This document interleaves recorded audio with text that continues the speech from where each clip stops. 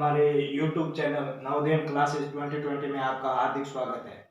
दोस्तों, अभी तक आपने हमारे चैनल को सब्सक्राइब नहीं किया तो सब्सक्राइब करें और पास में आए बेल आइकन को प्रेस करें ताकि जो हमारे नए अगले वीडियो है उसका नोटिफिकेशन आपको जल्दी से मिल सके। दोस्तों, कल हमने जो नया चैप्टर शुरू किया था एलसीएम और एचसीएफ, एलसीएम एंड एचसीएफ, लघुत्तम समापवर्ती और महत्तम समापवर्तक, ये हमने चैप्टर कल शुरू किया था। इसमें कुछ मूल बातें देखी थी हमने, जो फैक्टर्स और मल्टीप्लाई देखे थे, गुणनखंड किसे कहते हैं और गुणज किसे कहते हैं। उम्मीद करता हूँ कल आपको समझ में आया होगा। और आज हम जो शुरू करने जा रहे हैं वो है एलसीएम। पहले तो हम पढ़ेंगे एलसीएम। एलसीएम क्या होता है? एलसीएम आपको पता है कि लोअर कॉमन मल्टीप्लाई, यानी कि जो मल्टीप्लाई होते हैं उसमें जो सबसे छोटा वाला मल्टीप्लाई होता है वो देखना, पर वो होना कौन सा चाहिए? कॉमन फैक्टर का होना चाहिए। आपको एक एग्जांपल देता हूं मैं।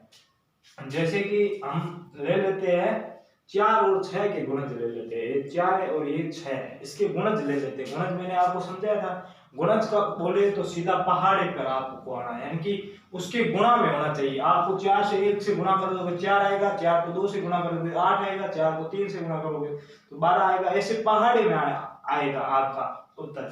तो 4 के गुणज क्या क्या है? 4 के गुणज 4 है, खुद है 4, 8 है, मतलब 4 खुद है। 4 का पूछा है तो 4 लिख भी सकते हैं, नहीं भी लिख सकते हैं, आपकी मर्जी है। तो 4 का 4 है, 8 है, 12 है, 16 है, 20 है, ऐसे हम लिख लेते हैं। ठीक है, ये 4 गुणज लिख लेते। ऐसे 6 के 4 गुणज लगे तो 6 का 6 12 है, 6 के 18, 6 चौके 24, 6 पंजा 23 और 6 छंग 36, 6 6 बड़े लिख लेते हैं यहाँ पे 24। ठीक है, अब ये गुणज आ गए। हमें इसमें क्या करना है? पहले कॉमन फैक्टर ज्ञात करना है। उपनिष्ठ गुणज क्या है? उपनिष्ठ कॉमन कौन सा है वो देखना है। तो कॉमन क्या होता है कि इन दोनों में अब कॉमन कौन सा है? एक तो 12 है कॉमन दोनों में, एक दोनों में 24 है, दोनों में क्या है? 12 और 24 है। तो कॉमन फैक्टर क्या है? 12 और 24, ये दोनों कॉमन फैक्टर है। अब अगर हम इसकी फुल फॉर्म के बारे में बताएं तो लोअर कॉमन मल्टीप्लाई, यानी जो मल्टीप्लाई है उसमें लोअर होना चाहिए। कौन सा? कॉमन मल्टीप्लाई में जो लोअर सबसे छोटा वाला होता है वो हमारा इन दोनों का लसअप होगा, एलसीएम होगा। इन दोनों संख्याओं का एलसीएम कौन सा होगा? इन दोनों में जो छोटा है लोअर है, जो लोअर एंड छोटा, कॉमन दोनों का कॉमन मल्टीप्लाई, इन दोनों के मल्टीप्लाई का कॉमन जो लोअर है सबसे छोटा है वो हमारा इन दोनों का एलसीएम होगा। इसीलिए जो एलसीएम की परिभाषा है वो कुछ इस प्रकार निर्धारित की गई है कि किन्हीं 2 या 2 से अधिक संख्याओं का लस्य वह छोटी से छोटी संख्या होता है। जैसे किन्हीं, आपको लिख लीजिए, किन्हीं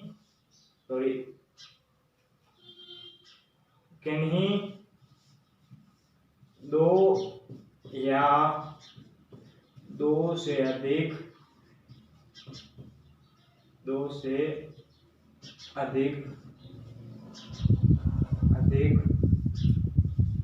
संख्याओं का एलसीएम वह किन्हीं 2 या 2 से अधिक संख्याओं का एलसीएम वह छोटी से छोटी संख्या है, वह छोटी से छोटी संख्या है जो उन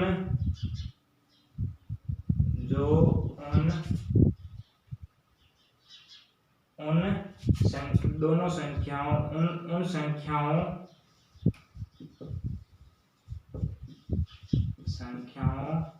का उपनिष्ठ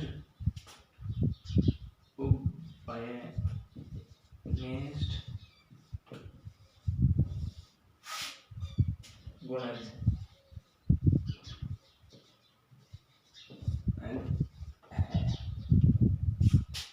यानी कि दो या दो से अधिक संख्याओं का एलसीएम क्या होगा, वह छोटी से छोटी संख्या। किसमें छोटी से छोटी, जो उन दोनों संख्याओं का उपनिष्ठ गुणज है। इन दोनों का उपनिष्ठ गुणज ये है, इनमें से जो छोटी से छोटी संख्या है कौन सी है, 12, ये हमारा इन दोनों का गुणज होगा, मतलब कि एलसीएम ये होगा। आपको समझ में आया होगा कि एलसीएम कैसे निकालते हैं। एक तो आप पहले दोनों के मल्टीपल फैक्टर्स निकाल दीजिए, गुणज निकाल दीजिए, उसके बाद इन दोनों को कॉमन दोनों में क्या किया है, एक तो इनमें दोनों में कॉमन 12 था, एक 24 था। अब दोनों में जो छोटा कौन सा है वो हमारा एलसीएम होगा, लसाअ होगा। तो उम्मीद करता हूँ ये आपको समझ में आया होगा।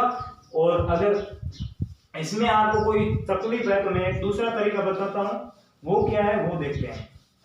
वो भी सेम इसी तरह है कि जैसे हम 24 और 30 ले लेते हैं। अब इन दोनों का लसाअ निकालना है, तो लसाअ निकालना तो कुछ नहीं करना, आपको ऐसे इधर राइट साइड और एक नीचे, ठीक है। अब दोनों में क्या करना है, पहले सबसे मतलब कि क्या है कि वो सबसे छोटी से छोटी संख्याओं को लेकर ऊपर तक जाना। कौन सी संख्या होनी चाहिए, अभाज्य संख्याएं होनी चाहिए। तो आपको पता है कि 2 सबसे छोटी अभाज्य संख्या है, तो पहले हम 2 को लेते हैं। 2 को लिया, दोनों में 2 का भाग जा रहा है, तो 2 में 24 में 2 का भाग दिया तो 12 दूनी 24 और इसका 15, 15 दूनी 30, ये 15 हो गया, ये 30 हो गया। अब दूसरी संख्या ले, फिर से 2 का भाग जा रहा है, इन दोनों में से जा रहा हो या किसी एक में भी जा रहा है तो हम 2 का भाग देंगे। अब 2 में 15 में नहीं जा रहा है लेकिन 12 में जा रहा है तो 2 का भाग दिया, यहाँ पे 6 आया। यहाँ 15 में नहीं जा रहा है तो 15 का 15 लिख लो आप, ठीक है। अब क्या करना है, अब फिर से 2 का भाग जा रहा है, 6 में जा रहा है लेकिन 15 में नहीं जा रहा है, तो 6 में फिर से 2 का भाग दो, तो 6 में दिया तो कितना आया 3 और यहाँ पे 15 का 15। अब देखो 15 में भाग जा रहा है, 3 में मतलब 2 में 3 या 15 में भाग जा रहा है, नहीं जा रहा है। अब 2 से बड़ी अभाज्य संख्या कौन सी है, तो 2 से बड़ी अभाज्य संख्या कौन सी है, 3 है। अब 3 में 3 का भाग जा रहा है एक बार, यहाँ पे तो 1 आ गया, यानी ये लाइन तो समाप्त हो गई। अब इनको देखना है, अगर 15 में 3 का भाग देंगे तो 5 आएगा। अब 3 में अब एक यही संख्या बची, ये तो सोल्व हो गई। अब 5 में 3 का भाग जा रहा है, नहीं जा रहा है, तो 3 से बड़ी अभाज्य संख्या कौन सी, 4 तो बाकी है, 5 है जो अभाज्य संख्या है। तो इसमें 1 का 1, यहाँ पे 5 का 1। अब हमें ये मल्टीपल्स फैक्टर मतलब कि अब इनको अब देख क्या है, 2 बीच में गुणा लगाना है, 2 गुणा 2 गुणा 3 गुणा 5, ठीक है। अब गुणा कर दिया, अब इन सारों को गुणा कर दो, तो 3 को 5 से गुणा किया तो 5 दिया 15, 15 को 2 से गुणा तो किया तो 15 दूनी 30, 30 को 2 से गुणा किया 30 दूनी 60, 60 को 2 से गुणा किया तो 120। यानी इनका एलसीएम क्या आ गया, जो 24 और 30 का एलसीएम है, लसाअ है, वो क्या है 120 है। उम्मीद करता हूँ दोनों में से दोनों तरीके आपको समझ में आए होंगे। तो अब जो हमारा ये तो हो गया, लसाअ तो हो गया, अब हम देखते हैं मसाअ क्या, एचसीएफ क्या होता है वो देखते हैं। अब देखेंगे हम एचसीएफ, ठीक है। तो एचसीएफ क्या होता है वो देखते हैं। पहले ये है एचसीएफ। अगर आप फुल फॉर्म की बात करें तो हाईएस्ट कॉमन फैक्टर,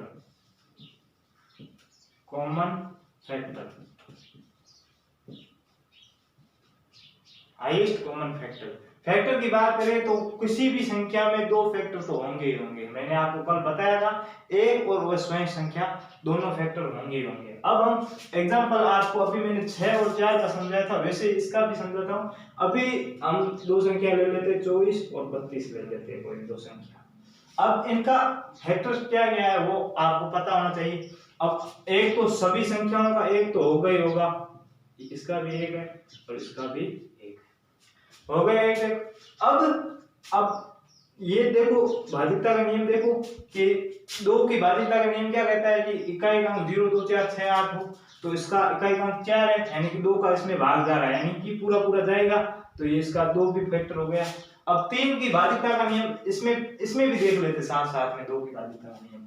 तो 2 की भाज्यता का नियम देखेंगे तो 2 इकाई अंक 2 है, यानी कि इसमें भी 2 का पूरा भाग चला जाएगा, यानी कि दोनों 2 से तो होंगे। अब इसमें 3 का भाग देखिए, 3 की भाज्यता का नियम क्या कहता है कि दोनों अंकों के योग में 3 का भाग पूरा जा रहा है तो 3 का भाग जाएगा, नहीं तो नहीं जाएगा। तो इसमें 2 + 4 बटा 3, 2 + 4 6 बटा 3, 6 3 का भाग देंगे 2 आएगा, यानी पूरा जा रहा है तो इसमें 3 का भाग पूरा जाएगा। अब 32 में अगर बात करें 3 + 2 बटे 3, 3 2 5 बटे 3, यानी कि भाग नहीं जा रहा है, यानी 3 इसका फैक्टर नहीं होगा। अब देखते हैं, अब आगे 3 हो गया, 3 से बड़ी अभाज्य संख्या कौन सी है? 4 भी है। अब 4 में क्या है कि 4 इकाई का अंक, इकाई और दहाई के अंक में अगर 4 का भाग पूरा जा रहा है तो उस संख्या में 4 का पूरा भाग जाएगा। तो इसके इकाई का अंक, इकाई और दहाई का अंक 24 है, 24 में 4 का भाग दे दो तो 6 चौके 24 पूरा जा रहा है, तो इसका भी एक फैक्टर 4 होगा। इस 32 में अगर बात करें तो 32 में 4 का भाग दिया 8 चौके 32, इसमें भी 4 का पूरा जा रहा है। ठीक है, अब बात करें 5 की, तो 5 की भाज्यता का नियम कहता है कि इकाई का अंक 0, मतलब कि इकाई का अंक 0 या 5 हो तो 5 का भाग जाएगा, नहीं तो नहीं जाएगा। तो इकाई का अंक 5 या 0 है, नहीं है, दोनों में नहीं है, यानी 5 की भाज्यता का नियम यहाँ अप्लाई नहीं हो रहा है, यानी कि दोनों में 5 के फैक्टर नहीं होंगे। अब अगर 6 की बात करें, 6 की भाज्यता का नियम क्या कहता है कि जिस संख्या में 2 और 3 दोनों का भाग पूरा चला जाता है तो उसमें 6 का भी भाग पूरा जाएगा।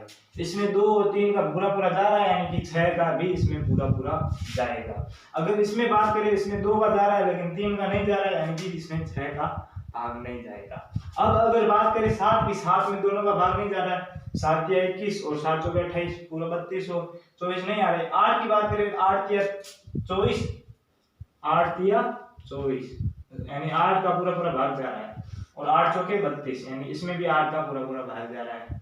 ठीक है, 9 की बात करें तो 9 3 27, यानी 9 2 18, 9 3 27, 24 नहीं आ रहा है, 9 3 27, 9 4 36, यानी 32 भी नहीं आ रहा है। 10 की बात करें, 10 भी पॉइंटों में आएगा, कोई नहीं है। 11 नहीं है। 12, तो ये 12 दूनी 24 होता है, इसमें 12 का जा रहा है पर इसमें नहीं जा रहा। 13 का नहीं जाएगा, 14 का नहीं जाएगा, 15 का नहीं जाएगा। अब ये 12 दूनी 24 हो गया ना, अब सीधी अगली संख्या कौन सी होगी? 24 होगी इसकी। ठीक है, अब इसमें देखो 8 के बाद 16 दूनी 32 और 32 से कम 32। आप फैक्टर ऐसे भी निकाल सकते हो। अब देखो फैक्टर्स निकालने का तरीका क्या है, पहले यहाँ पे देख लो, 1 है तो लास्ट वाला 1 को 24 से गुणा करेंगे 24 आएगा। ये 2 है, 2 को लास्ट वाले सेकंड लास्ट से गुणा करेंगे 24 आएगा, 2 दूनी, यानी 2 को 12 से गुणा किया तो 24, 3 को 8 से गुणा किया तो 24, 6 को 4 से गुणा किया तो 24। ठीक है, यहाँ पे 1 को 32 से गुणा किया तो 32, 2 को 16 से गुणा किया 16 को 32, 8 को 4 से गुणा किया तो 832। अब ये फैक्टर आ गए। अब कॉमन फैक्टर क्या क्या है वो देखने हैं। कॉमन फैक्टर कौन कौन से वो देखते हैं। कॉमन फैक्टर 1 है, 2 है, 4 है और 8 है, और कोई नहीं है। कौन कौन से? 1 2 4 और 8। अब कॉमन फैक्टर आ गए।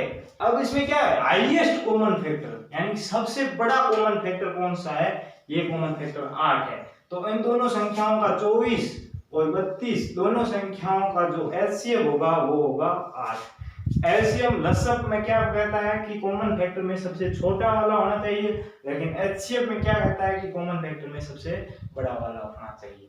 पर आपको ध्यान रखना है कि इसमें बड़ा है उसमें छोटा, नाम पढ़ते ही आपको पता चल जाएगा। तो दोस्तों उम्मीद करता हूँ ये आपको समझ में आया होगा। और अगर उसी एलसीएम निकालने का दूसरा तरीका बताया था, वैसे ही अगर एचसीएफ का बताऊं तो एलसीएम तो हम दोनों का साथ निकाल सकते हैं, लेकिन एचसीएफ दोनों का अलग अलग निकालना पड़ेगा। एचसीएफ दोनों का अलग अलग 24 और यहाँ पे 32। ठीक है, अब दोनों का बड़ा निकाल दिया। तो अब क्या है, अब दोनों में इसमें अलग अलग निकाल, 2 का भाग जा रहा है, 12 दूनी 24, इसमें जा रहा है 6 दूनी 12, इसमें 3 दूनी 6, इसमें 2 का नहीं जा रहा है तो 3 एकम 3, यानी कि 24 के गुणज क्या होगा आगे 2 गुणा 2 गुणा 2 गुणा 3। ठीक है, इसमें निकाले तो 2 का 16 दूनी 32, 2 का 8 दूनी 16, 2 का 4 दूनी 8, 2 का 2 दूनी और इसका 2, यानी कि 32 का क्या आ गया 2 गुना 2 गुना 2 गुना 2 गुना 2। ठीक है, अब इसमें कॉमन फैक्टर कौन कौन से 2 2 4 2 3 और 2 2 गुना 2 गुना 2। अब इनको गुणा कर दो, 2 दूनी 4, 4 दूनी 8। ये हमारा एचसीएफ आ गया। एक तीसरी विधि भी है जो मैं आपको बता देता हूँ साथ साथ में, ये तो आपको समझ में आई होगी, आसान है ये सबसे। अब तीसरी है भाग विधि। तीसरी विधि का नाम क्या है? भाग विधि। भाग विधि, सॉरी भाग विधि। तो दोनों में से जो संख्या बड़ी है उसको भाज्य बना लो और जो छोटी है उसको भाजक बना लो। 24 और 32। ठीक है, ये आ गया।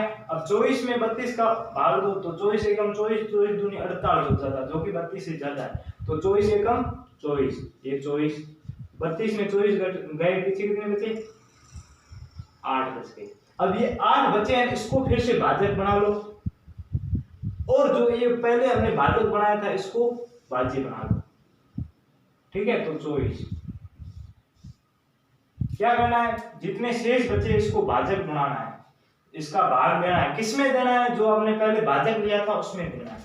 ये 8 तिया 24, 8 तिया 24, ये पूरा पूरा चला गया।